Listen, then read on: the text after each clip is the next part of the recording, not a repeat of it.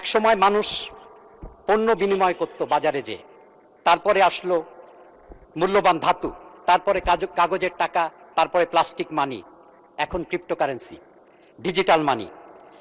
2009 সালে ক্রিপ্টোকারেন্সি যাত্রা শুরু করে আজ 17 বছরের যুবক। প্রতিদিন 24 ঘন্টায় সারা দুনিয়ায় আমাদের দেশে 3 বছরের বাজেটের সমান টাকা লেনদেন হয়ে থাকে। ইউরোপ, আমেরিকা, অস্ট্রেলিয়া, দুনিয়ার সমস্ত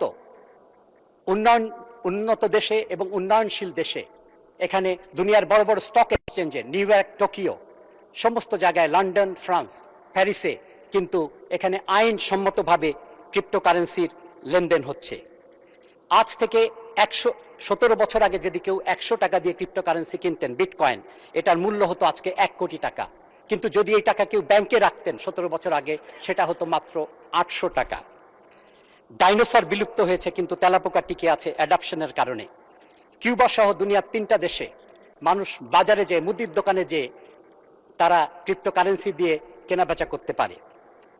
দুনিয়ার বহু দেশের পার্লামেন্টে এখন আলোচনা হচ্ছে যে ক্রিপ্টোকারেন্সিকে ঠিক এই মর্যাদা দেয়ার। আমেরিকার অর্ধেকের বেশি স্টেটে কিন্তু রাষ্ট্রীয় রিজার্ভ হিসেবে বিটকয়েনকে নেওয়া হয়েছে।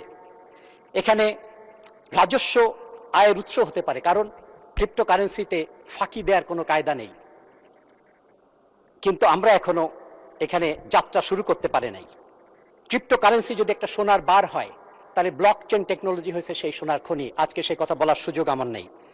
তাই আমি অনুরোধ করব, অর্থ, আইন এবং বাণিজ্য মন্ত্রণালয় নিয়ে অনতি বিলম্বে একটি কমিটি গঠন করে যথাশীঘ্র মহান সংসদে একটি রিপোর্ট পেশ করা হোক, এবং আমার বিশ্বাস সেই রিপোর্ট এটার পক্ষেই কথা বলবে, এবং আমরা 17 বছর পেছনে আছি, কিন্তু আমরা আমাদের যাত্রা শুরু করতে পারবো, এই আশা করে আমি শেষ করছি।